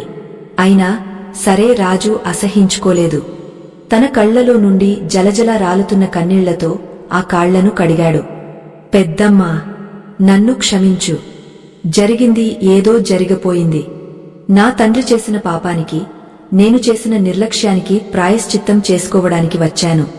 నీ కన్నీరు ఆగపోతే తప్ప నా రాజ్యానికి పట్టిన దరిద్రం పోదు. నన్ను నీ కొడుకులా భావించి ఒక్కసారి క్షమించు. నీ ఆశీర్వాదమిచ్చి ఈ శాపాన్ని తొలగించు అని చిన్నపిల్లాడిలా ఏడ్చాడు. ఒక మహారాజు తన కిరీటాన్ని పక్కన పెట్టి ఒక కుష్ఠరోగ కాళ్లమీద పడి ఏడవటం అనేది ఆ ప్రకృతి కూడా ఎప్పుడు చూడని దృశ్యం. రాజు కన్నీళ్లు ఆమె పాదాలమీద పడగానే ఒక అద్భుతం జరిగింది. ఆమె పాదాలకున్న పుళ్ళు నెమ్మదిగా మాయం కావడం మొదలయ్యాయి. ఆమె శరీరంలో కొత్త శక్తి ప్రవేశించింది. ఇది దైవలీల కావచ్చు, లేదా నిజమైన పశ్చాత్తాపానికి ఉన్న శక్తి కావచ్చు. సుగుణవతి దేవి రాజు తలమీద చెయ్యి వేసింది. విక్రమా, లే నాయనా, నీ కన్నీళ్లతో నా కష్టాలన్నీ కొట్టుకుపోయాయి. నిన్ను క్షమించాను. నీ తండ్రి చేసిన పనికి నిన్ను నిందించడం ధర్మం కాదు. నువ్వు ధర్మాన్ని కాపాడటానికి వచ్చావు, విజయోస్తు అని ఆశీర్వదించింది. ఆ మాట అనగానే ఆ గుడిసె బయట విపరీతమైన గాలి వీచింది. ఆకాశంలో ఇన్నాళ్లుగా కమ్ముకున్న నల్లటి మేఘాలు ఒక్కసారిగా విడిపోయాయి. చంద్రుడు ప్రకాశవంతంగా వెలిగాడు. రాజ్యానికి పట్టిన పీడ సగం వదిలిపోయినట్లు అనిపించింది. రెండవ పని పూర్తయింది. రాజు మనసు తేలికపడింది. సుగుణవతి దేవిని అక్కడే ఉంచి ఆమె బాగోగులు చూసుకోవడానికి తన తమ్ముడిని నియమించాలని అనుకున్నాడు. కాని సుగుణవతి దేవి రాజు చేయి పట్టుకుని ఆపింది. ఆమె ముఖంలో ఆందోళన కనిపించింది. విక్రమా, ఆగు. నువ్వు 2 పనులు పూర్తి చేశావు, కాని 3వ పని ఇంకా మిగలే ఉంది. అదే అత్యంత ప్రమాదకరమైనది. ఆ ద్రోహులను శిక్షించడం అంత సులభం కాదు అని హెచ్చరించింది. ఎందుకు పెద్దమ్మా? ఇప్పుడు నాకు నిజం తెలిసింది. నాకు నా తమ్ముడి తోడు ఉంది. ప్రజలు నా వైపు ఉంటారు. ఆ వీరభద్రుడిని, ఆ రాక్షసిని చంపడం నాకు క్షణాల పని అన్నాడు రాజు ఆవేశంగా. సుగుణవతి దేవి తల అడ్డంగా ఊపింది. కాదు నాయనా, నువ్వు అనుకున్నంత సులభం కాదు. వారు కేవలం కత్తులతో యుద్ధం చేయడం లేదు. వారు కాలకుట విషప్రయోగం అనే ఒక క్షుద్ర విద్యను ఆశ్రయించారు. నీ భార్య సామాన్య స్త్రీ కాదు, ఆమె ఒక మాయావి. ఆమె ఆ శక్తితో నీ సైన్యాన్ని, నీ ప్రజలను ఇప్పటికే తన గుప్పిట్లోకి తెచ్చుకుని ఉంటుంది. నువ్వు ఇప్పుడు రాజభవనంలోకి వెళ్తే నీ సొంత సైనికులే నిన్ను చంపడానికి వస్తారు. నీ ప్రజలే నిన్ను ద్రోహిగా చూస్తారు. వారి మాయాజాలాన్ని ఛేదించే ఆయుధం నీ దగ్గర ఉందా అని ప్రశ్నించింది. రాజు ఆలోచనలో పడ్డాడు. నిజమే, ఇన్నాళ్లుగా జరుగుతున్న అనర్థాలు సామాన్యమైనవి కావు. అయితే ఇప్పుడు ఏం చేయాలి? ఆయుధం లేకుండా యుద్ధానికి ఎలా వెళ్ళాలి? అప్పుడు సుగుణవతి దేవి తన మెడలోని ఒక చిన్న తాయెత్తును తీసింది. ఇది మా గురువుగారు నాకు ఇచ్చారు. ఇందులో సత్యవాక్కు అనే శక్తి ఉంది. దీన్ని ధరించి నువ్వు ఎవరి కళ్లలోకి చూస్తే వారు అబద్ధం చెప్పలేరు. వారి మాయలు పనిచేయవు. కాని ఇది ఒక్కసారి మాత్రమే పనిచేస్తుంది. దాన్ని ఎవరిమీద ప్రయోగస్తావో నీ విజ్ఞతకే వదిలేస్తున్నాను అని ఆ తాయెత్తును రాజుకు ఇచ్చింది. రాజు దాన్ని స్వీకరించాడు. ఇప్పుడు అతని దగ్గర ఆయుధం ఉంది. ఇక వెళ్లడమే తరువాయి. రాజు, అతని తమ్ముడు మరియు యువరాజు ఆదిత్యుడు ముగ్గురు ఆశ్రమం బయటకు వచ్చారు. రాజధాని వైపు వెళ్లడానికి సిద్ధమయ్యారు. కాని సరిగ్గా అప్పుడే దూరంగా నగరం వైపు నుండి గుర్రాల డెక్కల శబ్దాలు వినిపించాయి. వందల సంఖ్యలో కాగడాలు ఆశ్రమం వైపు వస్తున్నాయి. అవిగో వీరభద్రుడి సైన్యాలు! మన జాడ తెలిసిపోయింది. వాళ్ళు మనల్ని చంపడానికే వస్తున్నారు అని తమ్ముడు అరిచాడు. ఆశ్రమం చుట్టూ ఉన్న పొదల్లో నుండి కూడా కొంతమంది నల్లటి దుస్తులు ధరించిన ఆకతాయిలు బయటకు వచ్చారు. వాళ్లు ఆశ్రమానికి నిప్పు పెట్టడానికి సిద్ధంగా ఉన్నారు. అన్నయ్యా, మనం చుట్టుముట్టబడ్డాం. మన దగ్గర ఆయుధాలు లేవు. కేవలం నా దగ్గర ఉన్న ఈ చిన్న కత్తి తప్ప ఇంతమందిని ఎలా ఎదుర్కొంటాం అని తమ్ముడు నిరాశగా అన్నాడు. పరిస్థితి విషమించింది. ఒకవైపు కాలుతున్న ఆశ్రమం, మరోవైపు దూసుకొస్తున్న శత్రు సైన్యం. మధ్యలో నిరాయుధులైన రాజు, యువరాజు. విక్రమసేనుడు ఆకాశం వైపు చూశాడు. జ్యేష్ఠాదేవి, నువ్వు చెప్పిన 3 పనుల్లో 2 చేశాను. 3వ దానికి వెళ్లనీయకుండా ఇక్కడే అంతం చేస్తావా? ఇదేనా నీ న్యాయం అని మనసులో ప్రశ్నించుకున్నాడు. ఆ సమయంలో ఆ మంటల వెలుతురులో రాజు తమ్ముడు ఒక వింతైన విషయాన్ని గమనించాడు. ఆ వస్తున్న సైనికుల జెండాల మీద ఉన్న గుర్తు రాజముద్ర కాదు, అది వేరొక గుర్తు. అది ఒక ఎర్రటి త్రిశూలం గుర్తు. ఆ గుర్తు చూడగానే తమ్ముడి కళ్లలో ఆశ్చర్యం, ఆనందం ఒక్కసారిగా మెరిశాయి. అన్నయ్యా, ఆగు, భయపడకు. వాళ్ళు వీరభద్రుడి మనుషులు కాదు.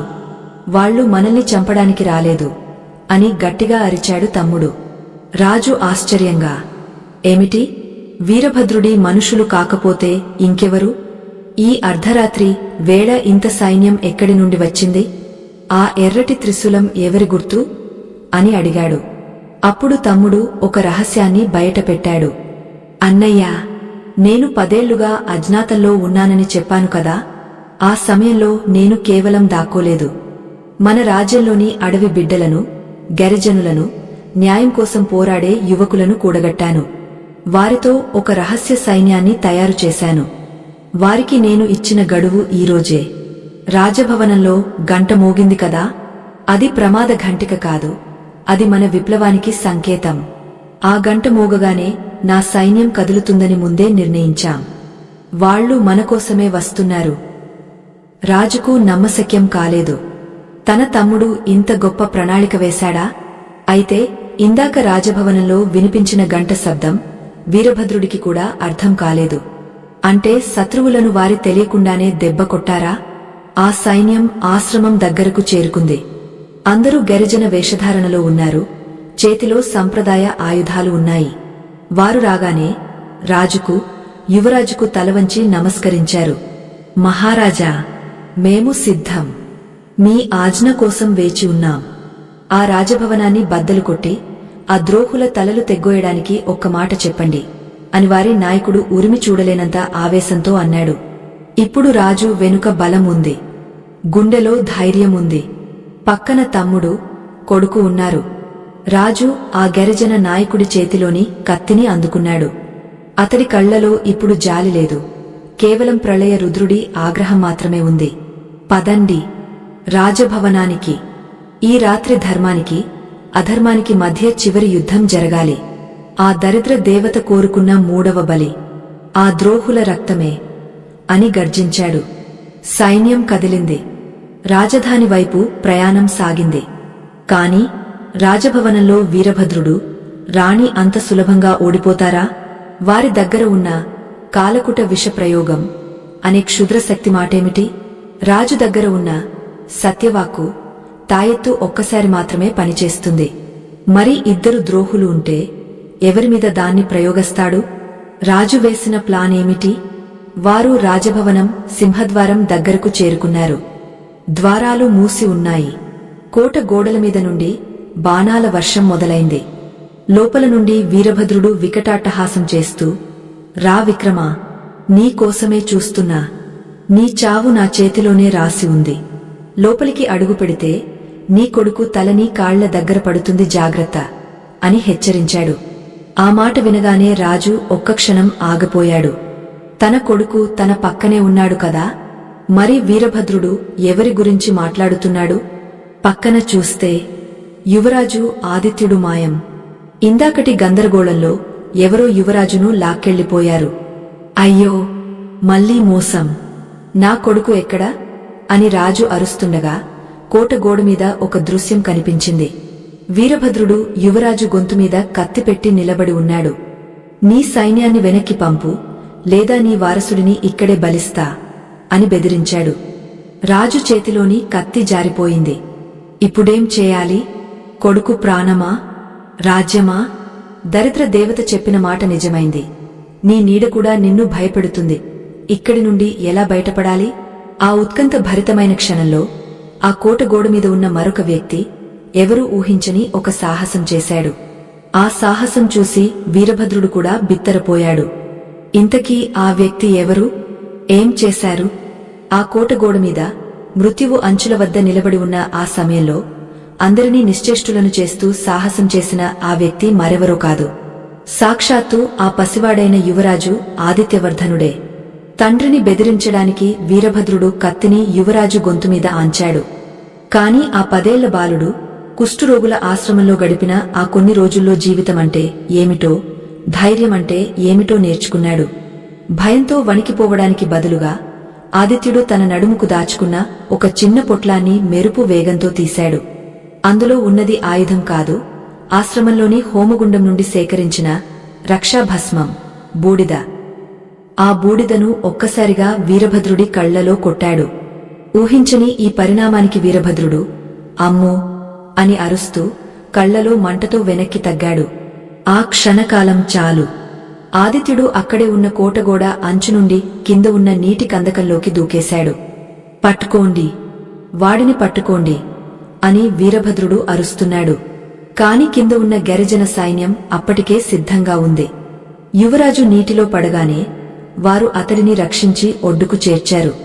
తన కొడుకు క్షేమంగా ఉన్నాడని తెలియగానే విక్రమసేనుడిలో దాగ ఉన్న ప్రళయ రుద్రుడు నిద్రలేచాడు.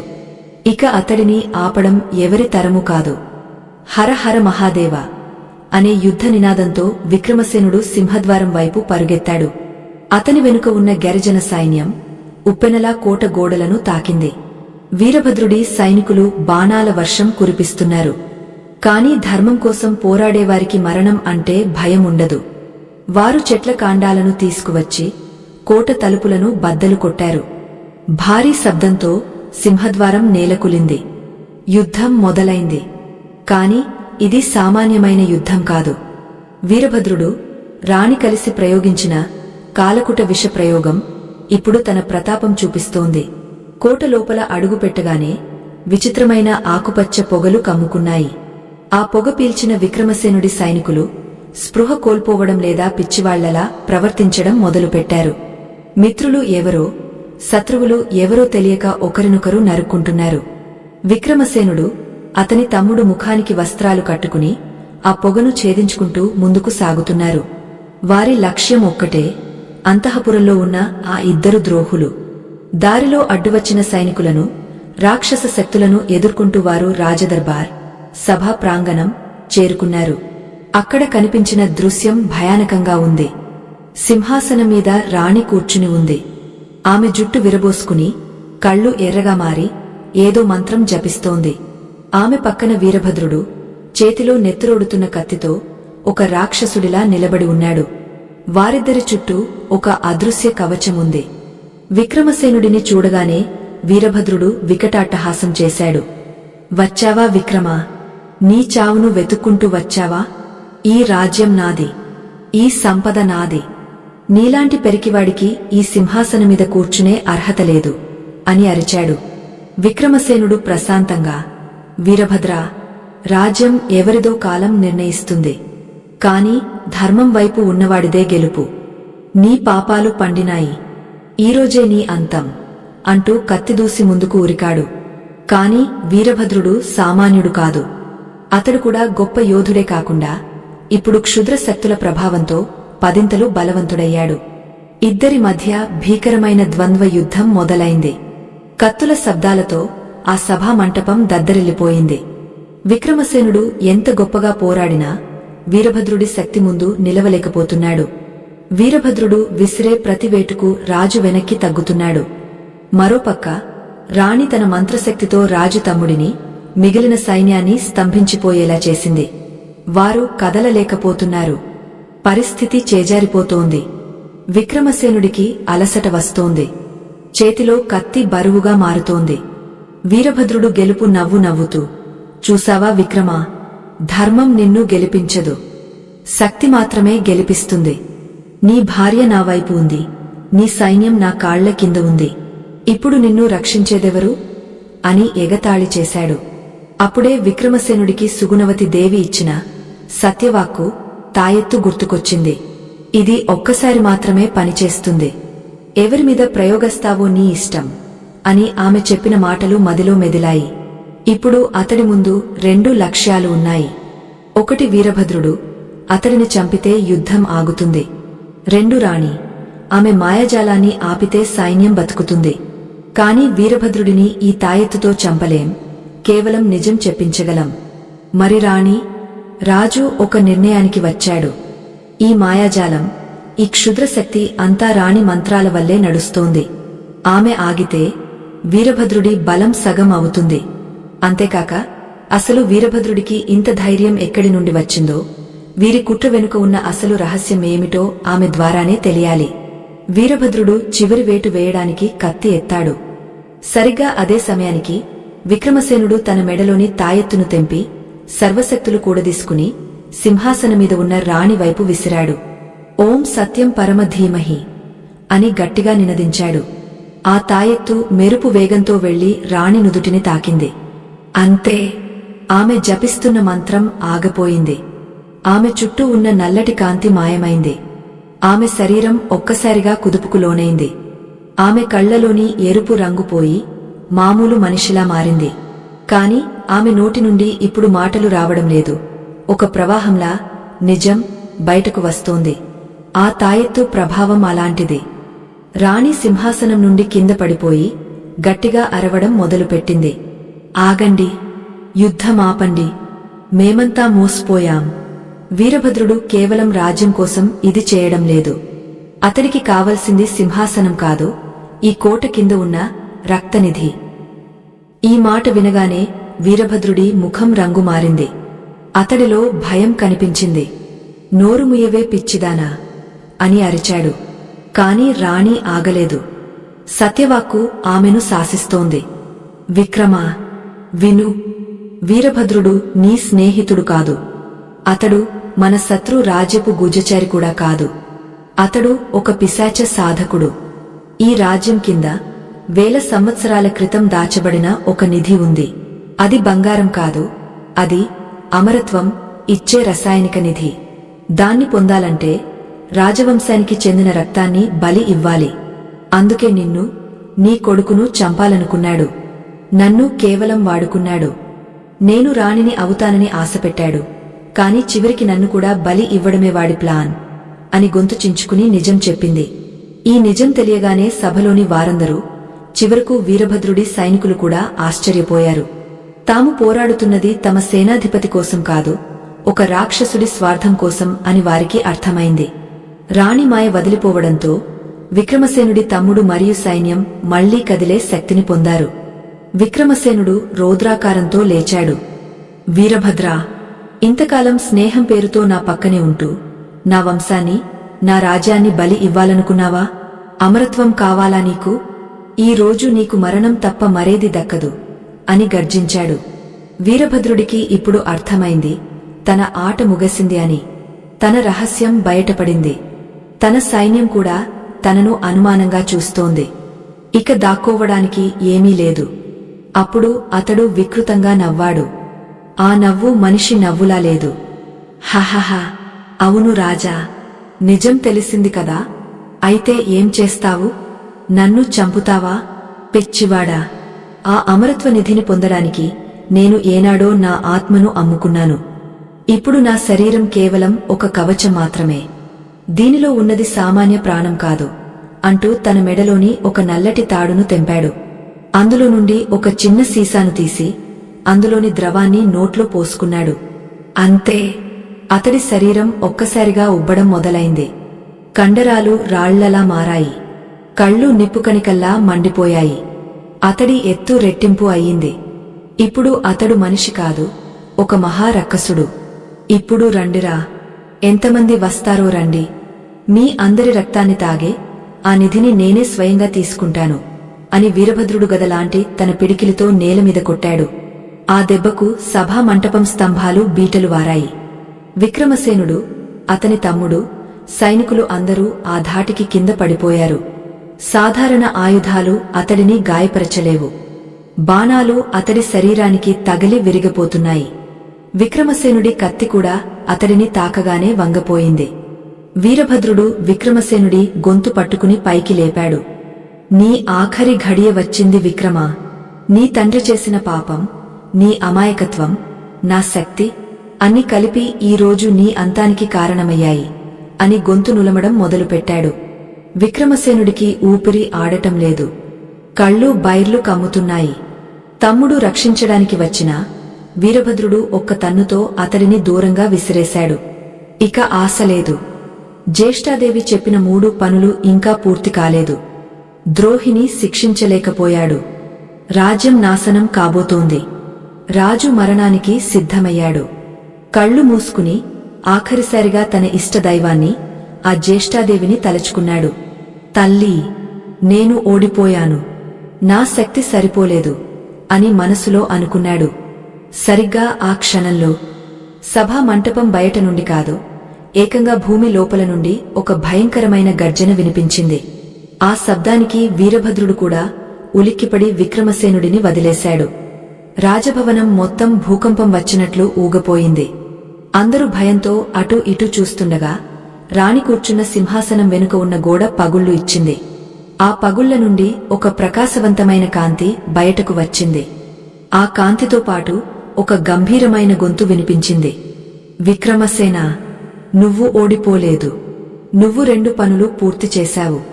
3వ పనిని నువ్వు చేయలేకపోవచ్చు, కాని నీ రక్తం చేయగలదు. నీ త్యాగం చేయగలదు. గుర్తుందా జ్యేష్ఠాదేవి నీకు చెప్పిన ఆఖరి మాట? ద్రోహిని శిక్షించే ధైర్యం నీకు ఉందా అని. ఆ శిక్ష మరణం కాదు. ఆ శిక్ష అంతకంటే భయంకరమైనది. ఆ గొంతు ఎవరిది? ఆ గోడ వెనుక ఏముంది? వీరభద్రుడు ఆ గొంతు వినగానే ఎందుకు వణికిపోతున్నాడు? విక్రమసేనుడు నేలమీద పడి ఆ గోడ వైపు చూశాడు. అక్కడ నుండి బయటకు వస్తున్న ఆకారాన్ని చూడగానే అతడికి నోట మాట రాలేదు. ఆకారం మనిషి కాదు, దేవత కాదు. అది సాక్షాత్తు కాలస్వరూపం. ఆ ప్రకాశం మధ్యలో నుండి ఒక పాత తుప్పు పట్టిన ధర్మదండంగాలిలో తేలుతూ ముందుకు వచ్చింది. ఆ దండం చూడగానే వీరభద్రుడు వెనక్కి తగ్గుతూ, అసాధ్యం, అది నాశనం అయ్యింది కదా, అది ఇక్కడికి ఎలా వచ్చింది అని అరిచాడు. విక్రమసేనుడికి ఇప్పుడు అర్థమైంది. ఇది సాధారణ దండం కాదు, ఇది తన పూర్వీకులు ధర్మాన్ని తప్పినప్పుడు శిక్షించడానికి వాడిన దైవిక ఆయుధం. కాని దాన్ని పట్టుకునే అర్హత ఎవరికి ఉంది? అప్పుడు ఆ గొంతు మళ్లీ పలికింది, విక్రమసేన, ఈ దండాన్ని పట్టుకో, కాని గుర్తుంచుకో, దీన్ని వాడితే వీరభద్రుడు చస్తాడు, కాని దాంతోపాటు నీకు అత్యంత ఇష్టమైనది ఏదో ఒకటి శాశ్వతంగా దూరమవుతుంది. అది నీ ప్రాణం కావచ్చు, లేదా నీ కంటిచూపు కావచ్చు, లేదా నీ జ్ఞాపకాలు కావచ్చు. సిద్ధమేనా? వీరభద్రుడు మళ్లీ దాడి చేయడానికి వస్తున్నాడు. సమయం లేదు. విక్రమసేనుడు ఆ దండం వైపు చెయ్యి చాపాడు. కాని ఆ దండం రాజు చేతికి అందకముందే మరొక చెయ్యి దాన్ని పట్టుకుంది. ఎవరు ఆ చెయ్యి? విక్రమసేనుడి కంటే ముందే ఆ త్యాగానికి సిద్ధపడిన ఆ వ్యక్తి ఎవరు? ఆ మృత్యు ఘడియలో విక్రమసేనుడి కంటే ముందే సాహసించి ఆ ధర్మదండం పట్టుకున్నది మరెవరో కాదు, అది అతడి తమ్ముడు. 10 ఏళ్లపాటు అజ్ఞాతంలో ఉండి శవంలా బతికిన ఆ తమ్ముడు చివరి క్షణంలో అన్నగారిని, రాజవంశాన్ని కాపాడటానికి తన జీవితాన్నే పణంగా పెట్టాడు. అతడు ఆ దండాన్ని పట్టుకోగానే కోటి మెరుపులు ఒక్కసారిగా ఆ సభా మంటపంలోకి దూకినట్లుగా విపరీతమైన కాంతి వెలువడింది. ఆ కాంతి ధాటికి వీరభద్రుడు కళ్ళు మూసుకుని వెనక్కి తగ్గాడు. తమ్ముడి శరీరం నుండి ఒక దివ్యమైన తేజస్సు బయటకు వస్తోంది. అతడు గాలిలో తేలుతూ చేతిలో ధర్మదండంతో సాక్షాత్తు యమధర్మరాజులా కనిపిస్తున్నాడు. అతడు వీరభద్రుడి వైపు చూసి, ఓరి మూర్ఖుడా, అమరత్వం కావాలా నీకు? అధర్మానికి ఆయుష్షు ఉండదు, కేవలం అంతం మాత్రమే ఉంటుంది. నా అన్న కోసం, నా రాజ్యం కోసం నా జ్ఞాపకాలను, నా ఉనికిని కోల్పోవడానికైనా నేను సిద్ధం, కాని నిన్ను మాత్రం బతకనివ్వను అని గట్టిగా నినదించాడు. వీరభద్రుడు భయంతో వణికిపోయాడు. వద్దు, నన్ను చంపకు, ఆ నిధిలో సగభాగం నీకు ఇస్తాను అని బేరసారాలకు దిగాడు. కాని తమ్ముడు ఆ ధర్మదండాన్ని ఆకాశం వైపు ఎత్తి పూర్తి బలంతో వీరభద్రుడి గుండెకు గురిపెట్టాడు. ఆ దండం నుండి వెలువడిన ఒక శక్తి కిరణం వీరభద్రుడిని తాకింది. అది మామూలు దెబ్బ కాదు. వీరభద్రుడు సంపాదించిన క్షుద్ర శక్తులు, అతడి పాపాలు, అతడి అహంకారం అన్నీ ఆ శక్తి ముందు కాలి బూడిదైపోయాయి. వీరభద్రుడు అమ్మో అని వేసిన ఆర్తనాదం రాజభవనం గోడలను బద్దలు కొట్టింది. క్షణాల్లో అతడి రాక్షస శరీరం గాలిలో కాలిపోతున్న కర్పూరంలా మాయమైపోయింది. మిగిలింది కేవలం గుట్టడు బూడిద మాత్రమే. ద్రోహి అంతమయ్యాడు. అధర్మం ఓడిపోయింది. కాని ఆ వెంటనే తమ్ముడు కూడా చేతిలోని దండాన్ని వదిలేసి స్పృహ కోల్పోయి నేలమీద పడిపోయాడు. ఆ కాంతి మాయమైంది. సభా మంటపంలో నిశ్శబ్దం ఆవరించింది. విక్రమసేనుడు పరుగున వెళ్లి తమ్ముడిని తన ఒడిలోకి తీసుకున్నాడు. తమ్ముడు, కళ్ళు తెరువు, మనం గెలిచాం, నువ్వు సాధించావు అని ఆనందంతో, ఆవేదనతో పిలిచాడు. కొద్దిసేపటికి తమ్ముడు కళ్ళు తెరిచాడు. కాని ఆ కళ్లలో ఒకప్పుడు ఉన్న ఆప్యాయత లేదు, రాజసం లేదు, కేవలం ఒక అమాయకత్వం ఉంది. అతడు విక్రమసేనుడి వైపు వింతగా చూస్తూ, ఎవరు మీరు? నేనెవరు? ఇక్కడ ఏం జరుగుతోంది అని ఒక చిన్న పిల్లాడిలా అడిగాడు. విక్రమసేనుడి గుండె పగిలిపోయింది. ఆ అదృశ్యవాణి చెప్పినట్లుగానే ధర్మదండాన్ని వాడినందుకు ఫలితంగా తమ్ముడు తన జ్ఞాపకాలను శాశ్వతంగా కోల్పోయాడు. అతడికి తానెవరో తెలియదు, తన అన్న ఎవరో తెలియదు, తను చేసిన త్యాగం కూడా తెలియదు. అతడు మళ్లీ పుట్టిన పసిబిడ్డలా మారిపోయాడు. విక్రమసేనుడు తమ్ముడిని గుండెలకు హత్తుకుని వెక్కి వెక్కి ఏడ్చాడు. నాయనా, నువ్వు నా తమ్ముడివి, నా ప్రాణానివి. నువ్వు నన్ను మరిచిపోయినా పర్వాలేదు, ఈ రాజ్యం నిన్ను ఎప్పటికీ గుర్తుంచుకుంటుంది అని శోకించాడు. యుద్ధం ముగిసింది. రాజభవనంలో మళ్లీ శాంతి నెలకొంది. రాణిని బంధించి న్యాయస్థానంలో నిలబెట్టారు. ఆమెకు మరణశిక్ష వేయమని అందరూ కోరారు. కాని విక్రమసేనుడు సుగుణవతి దేవి మాటలను గుర్తు చేసుకున్నాడు. మరణం చాలా సులభమైన శిక్ష, పశ్చాత్తాపం అత్యంత కఠినమైన శిక్ష అని భావించాడు. రాణికి రాజభోగాలు రద్దు చేసి ఆమె ఎక్కడైతే సుగుణవతి దేవిని బంధించిందో అదే కుష్ఠరోగుల ఆశ్రమానికి పంపించి అక్కడ రోగులకు సేవ చేస్తూ శేష జీవితం గడపాలని ఆజ్ఞాపించాడు. అది ఆమె అహంకారానికి సరైన శిక్ష. మరుసటి రోజు ఉదయం రాజ్యం మొత్తం కొత్త వెలుగుతో మెరిసిపోతోంది. విక్రమసేనుడు సుగుణవతి దేవిని పల్లకిలో ఎక్కించుకుని సగౌరవంగా రాజభవనంలోకి తీసుకువచ్చాడు. ఆమె పాదాలు రాజభవనంలో మోపగానే ఆకాశం మేఘావృతమైంది. ఇన్నాళ్లుగా ఎండిపోయిన నేలమీద తొలకరి చినుకులు పడటం మొదలయ్యాయి. చూస్తుండగానే అది పెద్ద వర్షంగా మారింది. ప్రజలు ఆనందంతో వీధుల్లోకి వచ్చి చిందులు వేశారు. ఆ వర్షం కేవలం నీరు కాదు, అది దేవతల ఆశీర్వాదం. రాజ్యానికి పట్టిన దరిద్రం, కరువు పూర్తిగా వదిలిపోయాయి. ఆ రోజు సాయంత్రం విక్రమసేనుడు ఒంటరిగా ఆ మర్రి చెట్టు దగ్గరకు వెళ్లాడు. జ్యేష్ఠాదేవిని తలచుకుని నమస్కరించాడు. తల్లీ, నీవు చెప్పిన 3 పనులు పూర్తి చేశాను. కాని దీనికి మూల్యం చాలా ఎక్కువగా ఉంది. నా తమ్ముడు నన్ను మరిచిపోయాడు అని ఆవేదన వ్యక్తం చేశాడు. అప్పుడు మళ్లీ ఆ గంభీరమైన స్వరం వినిపించింది. కాని ఈసారి అందులో కోపం లేదు, కరుణ ఉంది. విక్రమసేన, బాధపడకు. నీ తమ్ముడు కోల్పోయింది కేవలం గతాన్ని మాత్రమే. కాని అతడు పొందింది స్వచ్ఛమైన వర్తమానాన్ని. అతడి మనస్సు ఇప్పుడు తెల్ల కాగితం. కల్మషం లేని మనస్సులో దేవుడు ఉంటాడు. అతడు యోగిగా మారతాడు. ఇక నీ రాజ్యం విషయానికి వస్తే లక్ష్మీదేవి రాకడకు మార్గం సుగమమైంది. గుర్తుంచుకో, నేను జ్యేష్ఠాదేవిని, వెళ్తేనే లక్ష్మి వస్తుంది. నువ్వు అహంకారాన్ని, అధర్మాన్ని, స్వార్థాన్ని వదిలేశావు కాబట్టి నేను నీ రాజ్యాన్ని విడిచి వెళ్తున్నాను అని చెప్పి ఆ స్వరం మాయమైంది. కథ ఇక్కడితో అయిపోలేదు. విక్రమసేనుడికి అప్పుడు అసలైన జ్ఞానోదయమైంది. ఆ మహర్షి చెప్పిన మాటల అర్థం ఇప్పుడు పూర్తిగా బోధపడింది. మనం దరిద్రం పోవాలని, కష్టాలు పోవాలని పూజలు చేస్తాం. కాని మన మనస్సు నిండా అసూయ, ద్వేషం, అహంకారం, స్వార్థం అనే చెత్తను నింపుకుని ఉంటాం.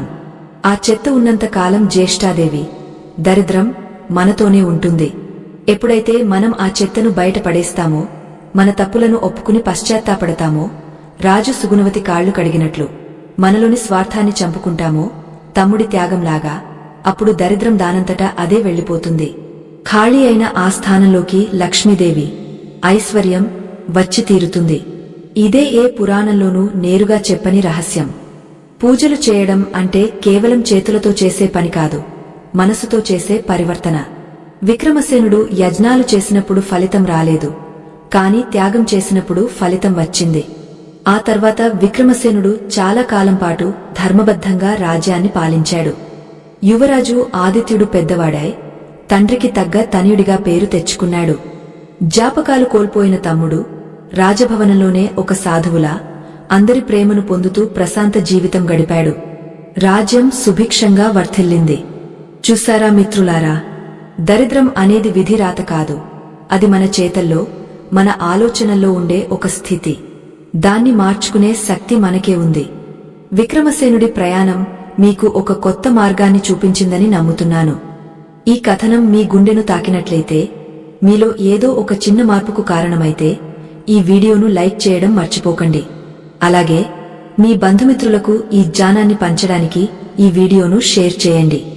మానవ జీవితంలోని ఇలాంటి గంభీరమైన సమస్యలకు పురాణాల వెలుగులో అద్భుతమైన పరిష్కారాలను, రహస్యాలను మా ఛానల్ ద్వారా మీకు అందిస్తూనే ఉంటాం.